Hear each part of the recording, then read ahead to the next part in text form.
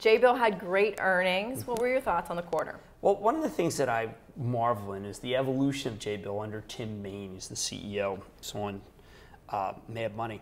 This was a company that used to be involved with high velocity turns of building personal computers, and that's what you looked at them for. It would be like, wow, they assemble PC boards, keyboards. Now what they did was decide to go into multiple businesses, into healthcare, doing some great healthcare devices. The implantable devices is one of their strengths. They've also moved very aggressively into energy and energy management. And they are, I think, much more deeply integrated into the supply chain of companies, including Apple, by the way. It's interesting, Research and Motion is a big client, that's dropped off, but Apple, which they can't really, you're not allowed to really talk about your Apple business. They have a lot of tablet business. I mean, you consider them the good Foxconn. They have a lot of engineering skills. They are more integral. It used to be that you would switch among, there were several of these assembly companies. And they were almost interchangeable. We used to talk about Flextronics and Celestica, and they would be all at war with each other. And Jabil plays at a different level now. They don't lose these customers anymore. You mentioned Tim Main. He says that the company is going to be able to outperform global economic growth in the second half of the year. Yeah. Is it? What's that's not a problem for him.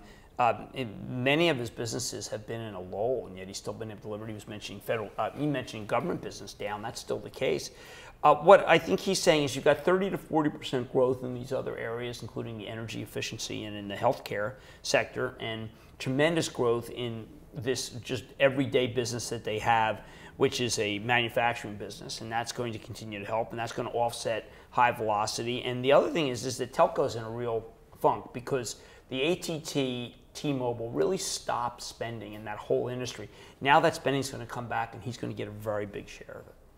And this used to be a stock you'd buy on Oracle and RIM's earnings. On RIM's more than Oracle, frankly, because Oracle's more software. But yeah, but it's not anymore. It's a company that you have to. It's a souped-up GDP company. In other words, if this is how well they did when the GDP is soft around the world, you can only imagine how well they're doing. Tim's getting some recognition. It's one of the greatest performing stocks of our era. It's the greatest. I like to think of it as one of the greatest performing stocks that no one's ever heard of.